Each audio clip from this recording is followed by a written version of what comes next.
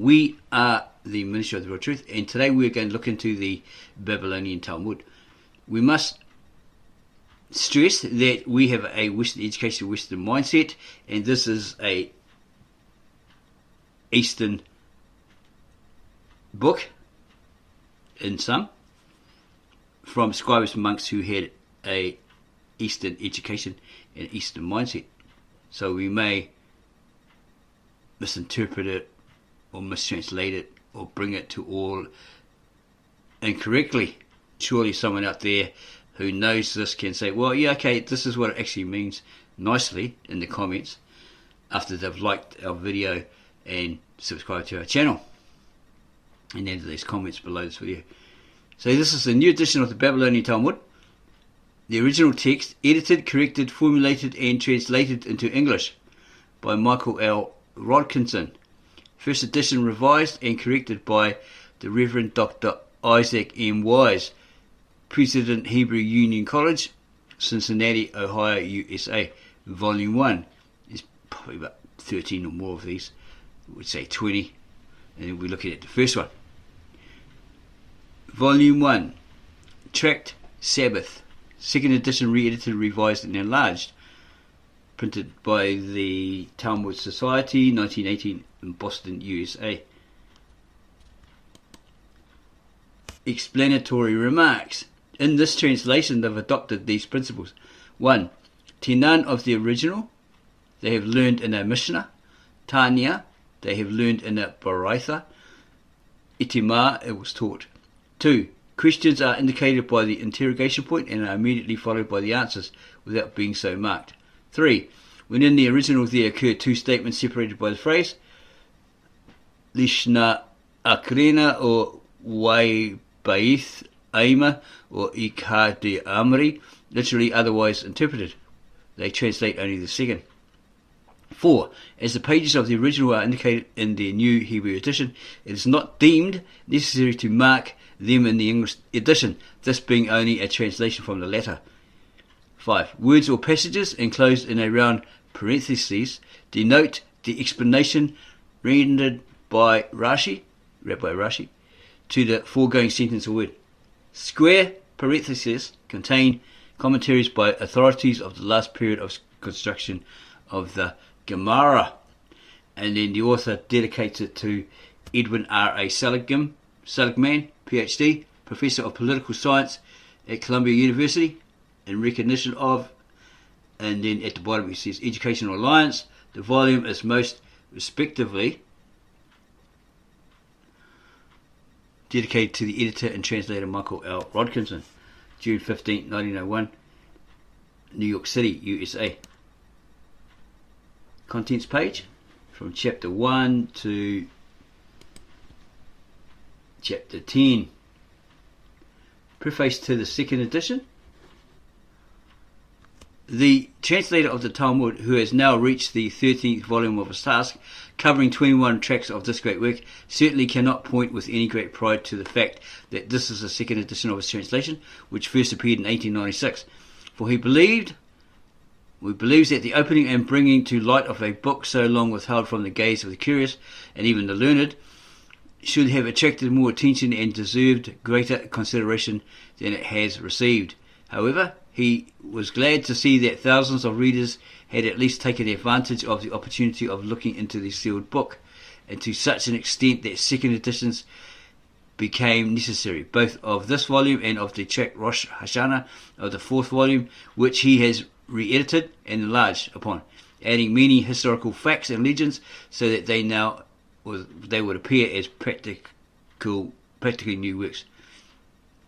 This is certainly an encouragement to him to continue his work, with the hope that in time it will gain the proper recognition and proper attention which he thinks this great work of the 6th century should receive at the hands of all scholars and even laymen, the ordinary person.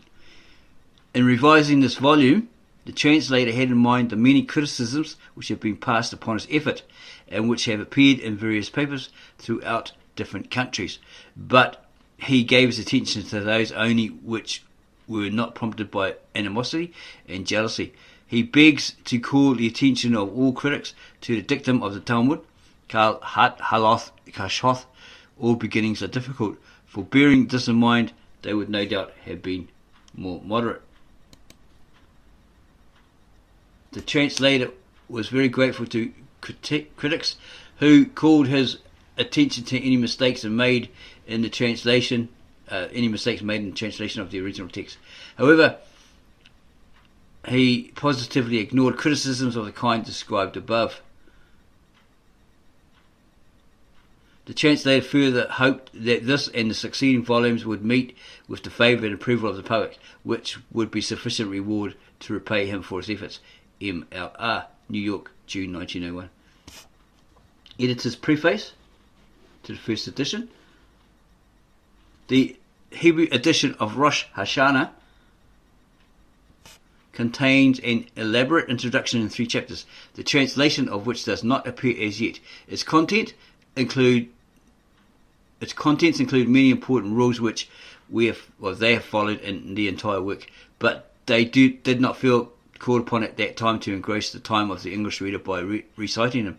They, however, deem it a duty to say a few words so that the reader may understand their position and the reason why they undertook a work which would probably be productive of much adverse criticism in certain quarters.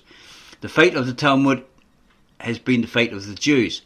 As soon as the Hebrew was born, footnote down the bottom here, V there, Genesis 63:32. That might be Spanish for life or something like that. Could even be Latin. We're going to go to Spanish. He was surrounded by enemies. The fate of the Talmud has been the fate of the Jews. As soon as the Hebrew was born, or had life, came to life, or came to be, he was surrounded by enemies. His whole history had been one of struggle against persecution and attack. Defamation and deformation have been his lot. It's defamation and deformation. It's 2 different words there. You might need to go and get them defined to understand that.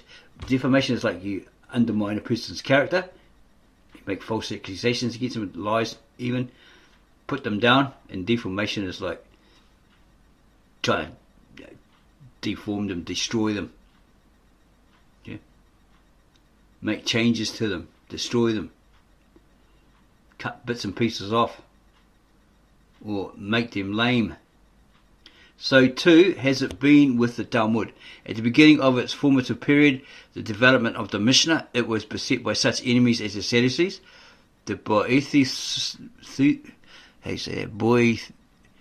like an umlaut, Boethusians, and other sects, not to mention the Roman government. Footnote indication. In the forthcoming history of the Talmud, the reader will find all details of the persecution until the present time in 20 chapters, but from the Roman government at that time. Right?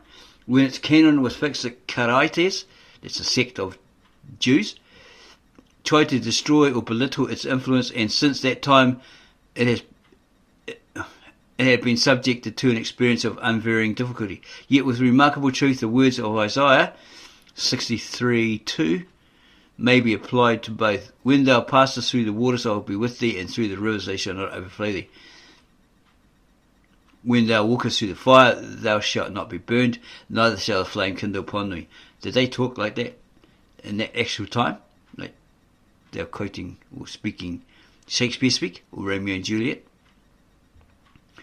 There is, however, one point concerning which this simile is not true. The Jew has advanced, the Talmud has remained stationary. Since the time of Moses, Mendelssohn, the Jew has made vast strides forward. Maybe this is a rabbi. There is today no branch of human activity in which his influence is not felt. Interesting himself in the affairs of the world, he has been enabled to bring a degree of intelligence and industry to bear upon modern life that has challenged the admiration of the world. But with the Talmud, it is not so. That vast encyclopedia of Jewish law remains as it was, because that's basically what it is. It's more of an encyclopedia. No improvement has been possible, no progress has been made without it. Issue after issue has appeared, but it has always been called the Talmud probably as chaotic as it was when its canon was originally appointed. Footnote education. Vide brief introduction.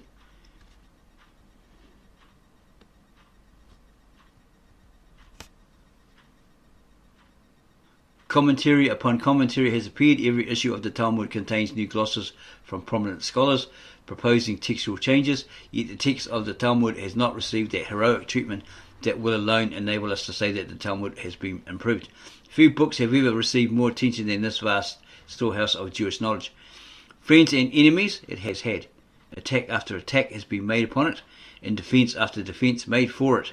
Yet whether its enemies or its defenders have done it more harm, it would be hard to tell. Not, forsooth, that we do not willingly recognise that there have been many learned and earnest spirits who have laboured faithfully in its behalf.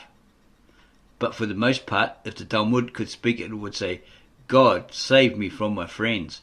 For the friends have generally defended without due knowledge of that stupendous monument of rabbinical law, and the enemies have usually attacked it by using single phrases or epigrams disconnected from the context, by which method anything could be proven. In both cases, ignorance has been fatal. For how many have read the whole Talmud through and are thus competent to judge of its merits or its credits? Is it right to attack or defend without sufficient information? Is it not a proof of ignorance and unfairness to find fault with that of which we are not able to give proper testimony?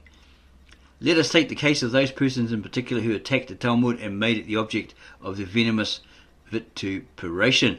Is it possible that they could have believed it a work capable of teaching the monstrous doctrines so frequently attributed to it, when that work says, among other things, when one asks for food, no question shall be asked as to who he is, but he must immediately be given either food or money?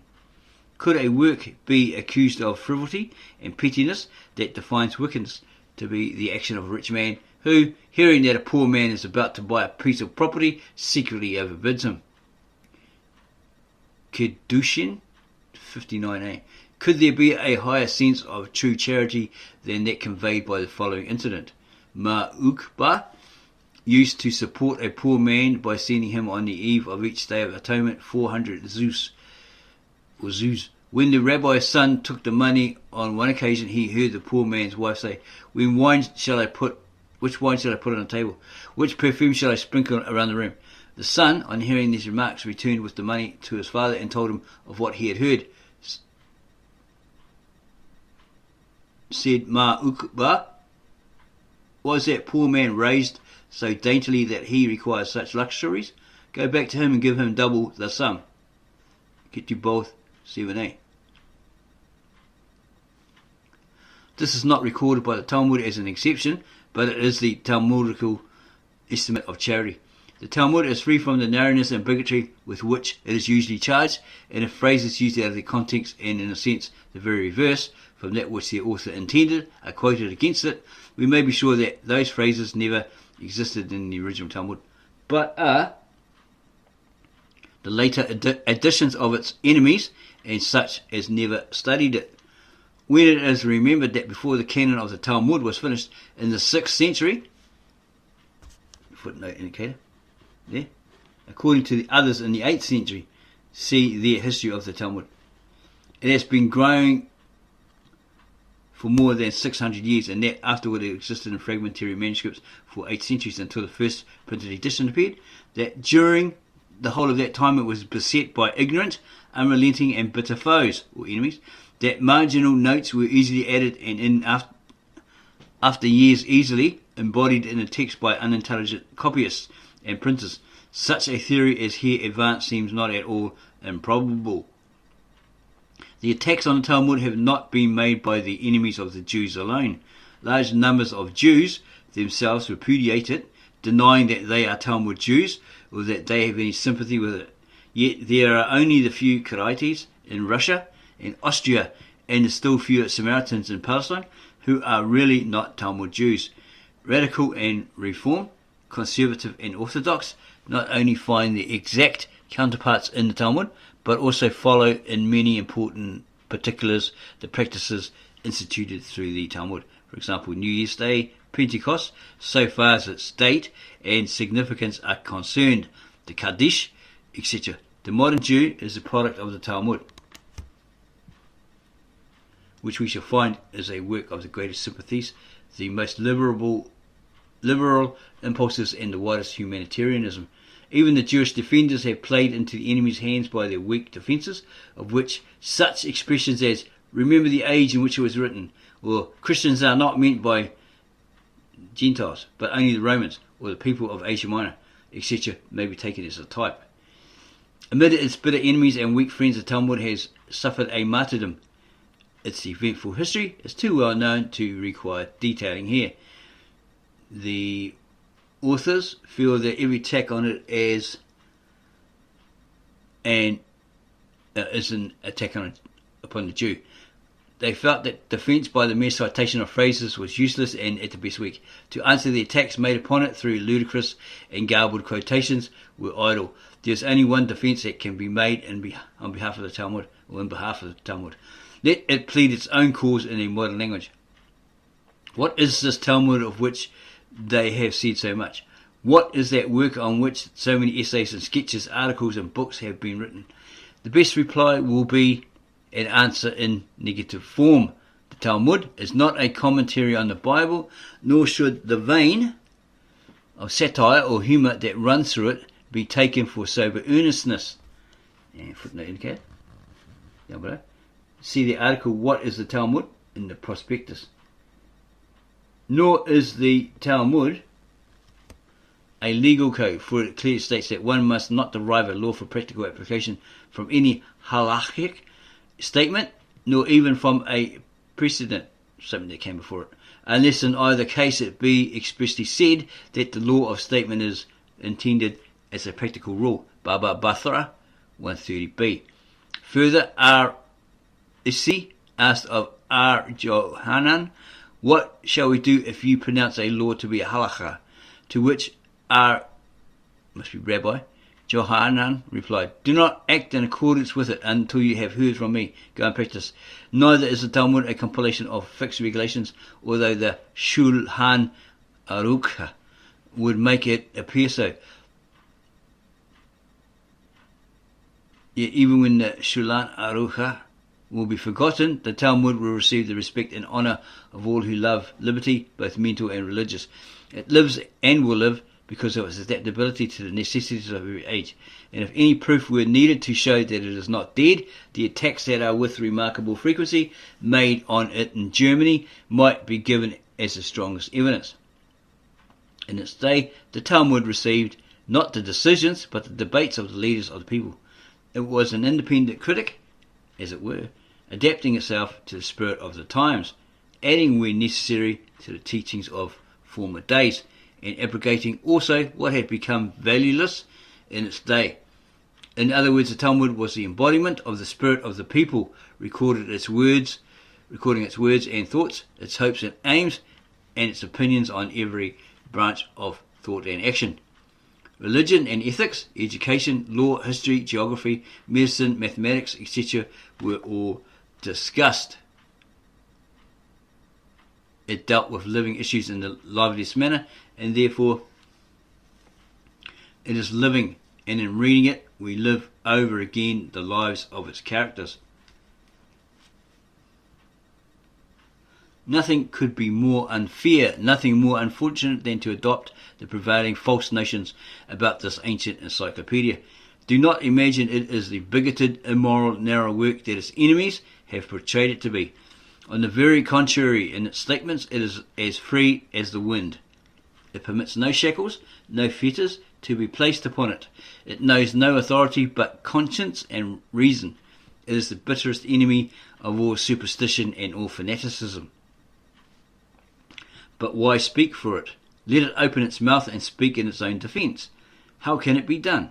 The Talmud must be translated into the modern tongues and urge its own plea. All that we have said, or these authors have said, for it would become apparent if it were only read. Translation, that is the sole secret of defence. In translating it, however, they found their path bristling with difficulties. To reproduce it as it is in the original is, in their judgment, an impossible task. Men like Pinner and Rawicks have tried to do so with single tracts and have only succeeded in, at the best, giving single tracts. And have only succeeded in, at the best, giving translations to the world which are not only not correct but also not readable. If it were translated from the original text, one would not see the forest through the trees. For as we have as the authors have said above, throughout the ages there have been added to the text marginal notes, explanatory words, and whole phrases and sentences inserted in malice or ignorance by its enemies and its friends. Footnote indicator, and below it says, in others of their works they have named some of those interpolators. As it stands in the original, it is therefore a tangled mass defying reproduction in a modern tongue. It has consequently occurred to the authors that in order to enable the Talmud to open its mouth, the text must be carefully cited. A modern book, constructed on a supposed scientific plan, they cannot make of it, for that would not be the Talmud. But a readable, intelligible work, it can be made. They have, therefore, carefully punctuated the Hebrew text with modern punctuation marks and have re-edited it by omitting or leaving out all such irrelevant matter as interrupted the clear and orderly arrangement of the various arguments. They have also omitted repetitions, for frequently the same thing is found repeated in many tracts. Well, in this translation, each statement is to be found only once, and in a proper place for it. In this way, there disappear those unnecessary debates within debates, which only serve to confuse and never to enlighten on the question debated. Thus, consecutiveness has been gained, but never at the expense of the Talmud, for in no case have the authors, omitted one single statement that was necessary or of any importance. In other words, they have merely removed from the text those accretions that were added from outside sources, which have proven so fruitful a source of misunderstanding and misrepresentation. The authors continued their labours in the full and certain hope that he who comes to purify receives divine help, and that in their task of removing the additions made by the enemies of the Talmud, they would be purifying it from the most fruitful source of the attacks made on it, and thereunto they hope for the help of heaven. As they have already said, they felt that this work would not be received everywhere with equal favour. They could not expect that it would. Jewish works of importance have most usually been given amid lightning and thunder, and this is not likely to prove an exception. They are always ready to accept criticism so long as it's objective, and they shall gladly avail themselves of suggestions given to them, but they shall continue to disregard all personal criticism directed not against their work but against its author. This may serve as a reply to a so-called review that appeared in one of their Western weeklies. At the same time, they deem it their duty to render to Dr. Isaac M. Wise, the venerable president of the Human Union College of Cincinnati, USA, their heartfelt thanks, etc., etc. The editor, Cincinnati, May 1896. Brief general introduction to the Babylonian Talmud. On this, the appearance of their latest literary undertaking, they deemed a few explanatory remarks necessary. The brief outline of the origin of the Talmud that follows may suggest that the thought that they had departed from the usual manner of dealing with the questions within discussed, the more so since they have, for the sake of brevity, refrained from citing the authorities on which their statements are based. They wished, therefore, to declare that they did not venture to make a single statement without the support of authorities well known in Hebrew literature. Their method was to select such views as seemed to them the best authenticated in the historical progress of Judaism. They've taken their choice from the numerous works on their subject. The student is entitled to adopt or to reject the views that they represent. Most of the Mishnayot date from a very early period and originated with the students of the Jewish academies, which existed since the days of Jehoshaphat, king of Judah, 2 Chronicles 17:9. The rabbinical students of ancient times noted the essence of the academical teachings in brief form, and, as a rule, in the idiom, which is a form of expression, in which it was spoken to them, so that they could afterward easily commit it to memory. They had sometimes, however, added comments and extensive explanations in the form of notes, so that the mass of the learning embraced in course of time, according to some authorities, as many as 600 divisions. The source of the Mishnayot was the customs and regulations practiced by the authorities in the administration of religious and civil affairs, such as the Sabbath, prayers, cleanliness, considered actually godliness, permitted and forbidden foods, and controversies arising concerning slavery. Indebtedness, and corporal punishment are subjects of academical discussion conducted with the aim of perfecting them into national statutes enforceable in all Jewish communities alike. In course of time, however, when those Mishnayot were noted down from earlier existing copies, many additions were made. Finally, Rabbi Yehuda, the prince, generally called Rabbi, concluded to collect all the Mishnayot in his college for proper arrangement. From these he selected 6 divisions, called according to the subject they deal with: seeds, feasts, women, damages, sacrifices, and purifications. And he proclaimed them holy for all Israel. Of the Mishnayot, so treated by Rabbi, some were left entirely intact and were reproduced in their original form. To others he parenthetically added brief comments of his own, and there are still others that he changed in form completely, because already in his day old customs had changed and taken new forms. Such of them as he desired to make final and indisputable national laws, he incorporated into the Mishnah without mentioning the names of the authors.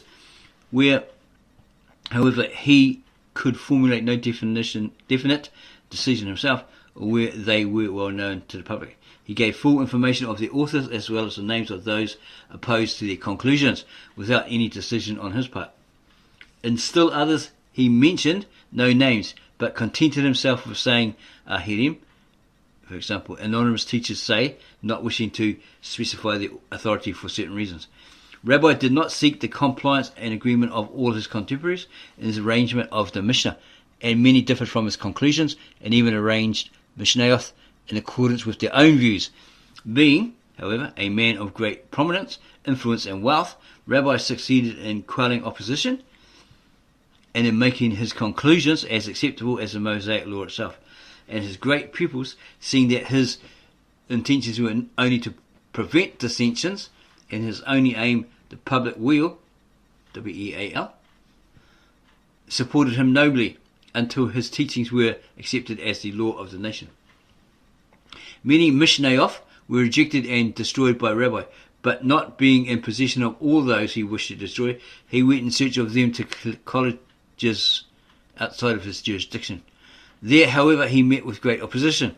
Some of their Mishnayot were hidden beyond his reach, others were secretly preserved and arranged within the very limits of his domain and promptly brought to light after his death. But Rabbi's pupils did not dignify them with the name Mishnah, implying next to Mosaic law, footnote indication in the bottom. And it says, see Meir Zena's introduction to the Talmud, page 6.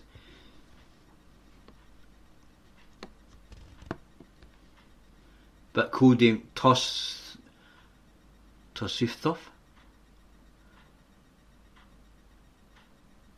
meaning additions at a later period, or merely additional, not principal matter. Some of them were also named Barathov, outside, example secondary, not academical matter. They spread, however, very rapidly after Rabbi's death, and to such an extent as to threaten the Mishnayot of Rabbi with entire extinction. Such would actually have been the result had not the pupils of Rabbi organized again colleges whose aim was to perpetuate the Mishnayot of Rabbi, which they also accomplished. Colleges of that character were those of the Rabbah and Samuel in Babylon, and Rabbi Janai and Rabbi Johanan in Palestine. These colleges made strenuous efforts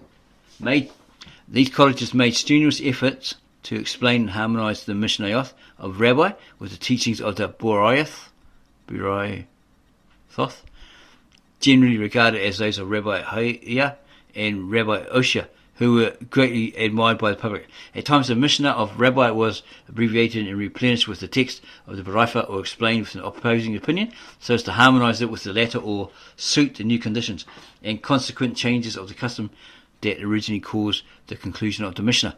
Where, however, they found no other way to suit their purpose, they inserted a new Mishnah of their own composition into the text of Rabbi. Footnote down upon here. This was done by Rabba and Johanan, the heads of the colleges in Babylon and Palestine. And in many passages of the Talmud, the latter exclaims, "This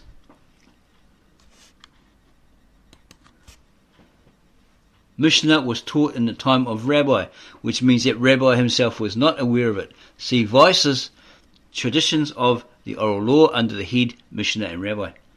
The teachers mentioned in the Mishnah of Rabbi or in the Baraithoth and Tosfata were called Tanaim, singular Tana, signifying instructors, professors. The teachings of the colleges covering a period of 7 centuries, which also found adherents or followers and became the traditional law, were called Gemara, signifying conclusion. The intention was to harmonize Mishnah and Baraitha, and in most cases to arrive at a final decision as to the proper interpretation of the theory of the law, as Rabbi Johanan prohibited compliance with the halacha unless it is mandatory. These Gemara teachers were called Moraim, interpreters, i.e., or example, they interpreted to the public the difficult passages in the Mishnah. Being classified as interpreters only, they had no authority to deviate from the spirit of the Mishnah unless supported by another Tana opposing the Mishnah, in which case they could follow the opinion of the Tana with whom they agreed. Rab Hina and Ashi, who lived at the end of the 5th century, 3rd century of Amoraim, began to arrange the Gemara but without success, and commenced a second time to arrange it. Unfortunately, they died before accomplishing their task, and the Gemara had to undergo the chances of transmission from hand to hand until the appearance upon the scene of Rabbana Jose, president of the last Saburai college in Pumbeditha, who foresaw that his college was destined to be the last owing to the growing persecution of the Jews from the days of Firuz. He also feared that the Amoraic manuscripts would be lost in the coming dark days or materially altered. So he summoned all his contemporaries associated and hastily closed up the Talmud, prohibiting any further additions. This enforced haste caused not only an improper arrangement and many numerous repetitions and additions, but also led to the Talmudizing of articles directly traceable to bitter and relentless opponents of the Talmud. The time Rabbana Jose conducted his college, only 17 years, being too short for a proper and critical review of each and every subject, many theories were surreptitiously added by its enemies, with the purpose of making it detestable to its adherents.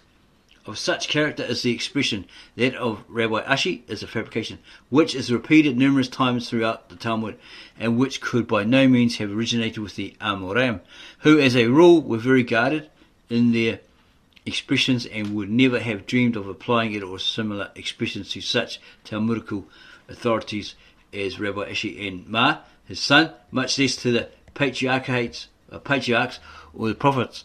This closing up of the Talmud did not, however, prevent the importation of foreign matter into it, and many such have crept in through the agency of the Rabbanan Saburai and the Gaonim of every later generation. The chief aim of the authors of the Gemara began to perpetuate the Mishnah as the sole source of the Jewish religious and civil code after the Mosaic laws themselves. They not only directed all their energy to the discussion and perfecting of its deductions, but treated its very words and letters as inspired and as holy as the Bible itself, forming at times conclusions from a superfluous word or letter. Oftentimes when they found the Mishnah differing with an established custom in their days, they resorted to subtle inquiry and minute discussion until they succeeded in establishing harmony between the different points. All these efforts were directed to refute and disprove the assertions of the different sects, SECTS, who opposed the oral law, well, that was said verbally, and who were inclined to adhere or follow to the, or cling to the written law solely, or alone. Therefore, the rabbis of the Gemara said, Minan lan, where from its source, or Mino hane mile, which means whence is all this deduced, in the treatment of subject not plainly specified in the Bible, and also exclamatory remark, Peshita, it is self-evident, as regards subjects plainly enumerated in the scriptures which do not admit of any other interpretation. Of the same origin is the question, Lemai hil ke tha, for what purpose was the halachas stated, with reference to an obsolete custom. So much for the general history of the Talmud. Introduction to Tract Sabbath. With this tract, the authors commence the translation of the section of the Talmud called Moed, festivals, containing the following tracts: Sabbath, Erub Hin, Rosh Hashanah, Yuma. Is that the same Aramaic word for day? Immeasurable period, unfathomable period, not really sure. Shekalim, Sukkah, Megillah, Ta'anith, Pisakim, Betzah, Hagigah, and Moed Katan.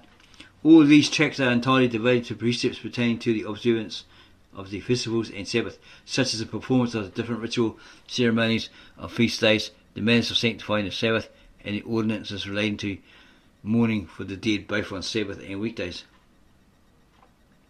The commandments on which these precepts are founded or from which they are derived are contained in various portions of the Pentateuch.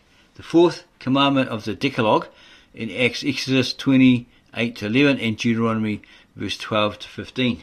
That's 5. Deuteronomy 5, 12 to 15. The seventh day shall you keep holy.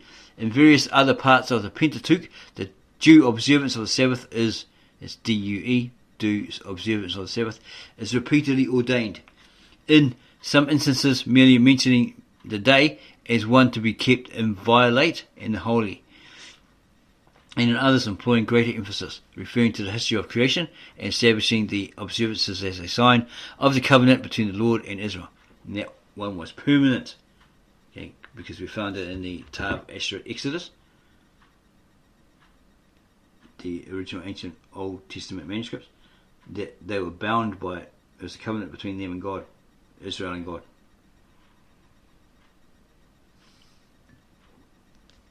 Where he stated it will be a covenant with him and Israelites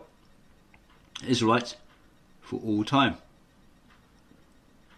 Such texts are Exodus 13, 12, 16, 15 and so forth, Leviticus and Numbers. While the general principle is thus frequently inculcated, a special application, however, and specific enactments as to what constitutes a violation of the Sabbath are nowhere fully carried out in the Pentateuch, and thus but few texts of the scriptures serve as a direct basis for the minute and numerous enactments of the rabbinical law. The Mishnah enumerates 39 abhoth, or principal acts of labour, the performance of any one which constitutes a violation of the Sabbath. Every other kind of work becomes illegal only if it can be classified under one or any of these principal acts of labour. Thus, for instance, under the principal act of ploughing, every analogous kind of work, such as digging, delving, weeding, dunging, etc., that's probably removing the poops from these animals and stuff, must be classified. In addition to these 39 principal acts and the accessories and derivatives, there are other acts which are especially prohibited by the rabbinical law as tending to violate the Sabbath rest, Shabbuth. For the violation itself, various degrees of culpability are established and various degrees of punishment awarded or bestowed upon people. Right? All these subjects relating to the due observance, that's DUE, due observance of the Sabbath, and pointing out its violation in every possible way, form the contents of the treatise Sabbath. In order properly to understand the Mishnah and to avoid tedious repetitions, it is necessary to commence with the explanation of certain general principles and technical expressions predominating in the text. Wherever, throughout the Mishnah, the expression guilty, culpable, hayaba, or free patur is used, the meaning of the former guilty is that the transgressor acting unintentionally must bring the sin offering prescribed in the law. Of the second expression, free, that the accused is absolved from punishment. If, through the performance of an unprohibited act, some other prohibited occupation is inadvertently entered upon, it constitutes no offence, providing the latter is not done intentionally, nor the lawful occupation entered upon with the covert purpose of making it serve as a subterfuge to do that which is prohibited. In the decrees of violation, the nature of the occupation must be considered, as various kinds of labour may be required to perform and complete one act, and thus the offender may become amenable to several penalties. On the other hand, the rule is laid down that such occupation is only destroy, but do not serve an end in view, do not involve culpability in the rigorous sense of the word, nor yet does work which is but imperfectly or incompletely performed involve culpability. The prohibition to carry or convey any subjects from one place to another, which in chapter 1 and 1 of this treatise is also called Yetziath HaShabbath, which means transfer on the Sabbath, and forms the 39th of the principal acts of labour, requires particular attention and explanation from the complexity of cases to which it gives rise. All space was by the Tanaim divided into 4 distinct kinds of premises, explained in the Gemara of this chapter. When in the text of the Mishnah the question is about carrying and conveying from one place to another, it does not apply to the free place, as that is subject to no jurisdiction. Moreover, the open air above private property has no legal limitation, whereas that over public property or unclaimed ground, Carmelith, only belongs thereto to the height of 10 spans. It's the explanation of the Gemara. The carrying or conveying from one kind of premises to another does not constitute a complete or perfect act, unless the same person who takes the thing from the place it occupies deposits in another place. The tract Sabbath and Erubin will contain the laws for the observances of rest on Sabbath, and these laws can be divided into 2 separate parts. Firstly, the part prohibiting labour on the Sabbath day, at the same time defining what is to be termed labour and what does not constitute an act of labour or work. And secondly, the part ordaining how the day is to be sanctified and distinguished from a weekday. Okay, so basically saying it's very different from a normal weekday. In the manner of eating, drinking, dress, lighting of candles in honour of the Sabbath, and incidentally the lighting of candles in honour of the festival of Hanukkah, the Maccabees. It has been proven that the 7th day kept holy by the Jews was also in ancient times the general day of rest among other nations. Footnote indicated down the bottom. There's a footnote down the bottom. In a table compiled by Reverend A. H. Lewis, Alfred Center, New York, USA, 1884, in his work entitled Biblical Teachings Concerning the Sabbath and the Sunday, it is shown that among nearly all nations the Sunday is the first and the Sabbath the 7th day of the week. So the week ends on Saturday and the new week starts on the Sunday, according to those in the West, the non-Jews, Gentiles, Christians, etc. It was usually spent by the people of those days in much the same way as it is spent now, wherever local laws do not restrict buying and selling. Namely, in the forenoon, prayers were recited and the necessities of life for the day were brought, while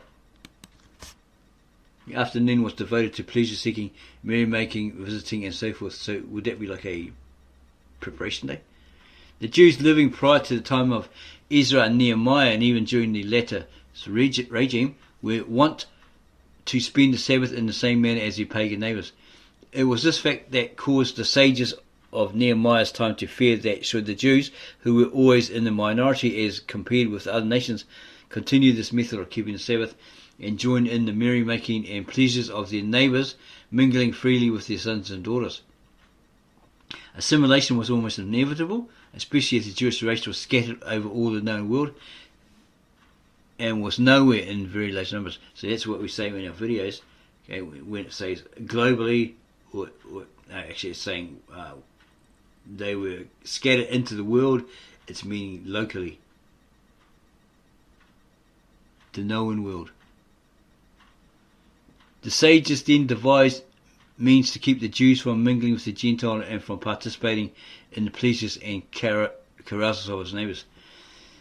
So they have no part, they don't hang out with the Gentiles, don't talk to them, don't do what they do, etc. This can be seen from Nehemiah 13, 1-26.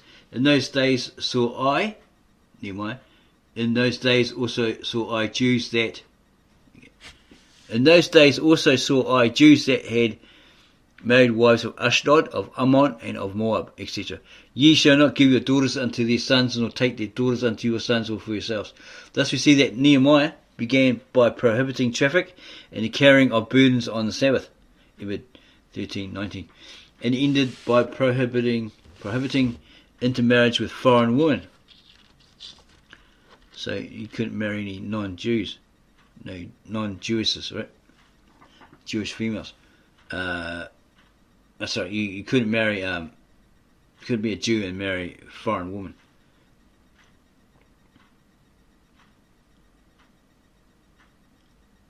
About this time also another prophet, the second Isaiah, who, though not possessing the temporal powers of Nehemiah, was gifted with that persuasive eloquence that appealed to the heart, preached against indulging in pleasures on the Sabbath day. He says, Isaiah 55, 58, 13, 14, if thou turn away thy foot from the Sabbath, meaning if thou keep away from drinking places, dancing houses, etc., on the Sabbath, and follow not the custom of other nations, non-Jews, foreigners or Gentiles, and call the Sabbath a delight, meaning the rest on the Sabbath shall constitute thy pleasure. The holy of the Lord honourable, and shalt honour him, not doing thy things thy own way, etc. So if you do what was right, and honour God on the Sabbath, and not do it on the Sunday, as the non-Jews, Gentiles, foreigners, or probably Christians in those days did.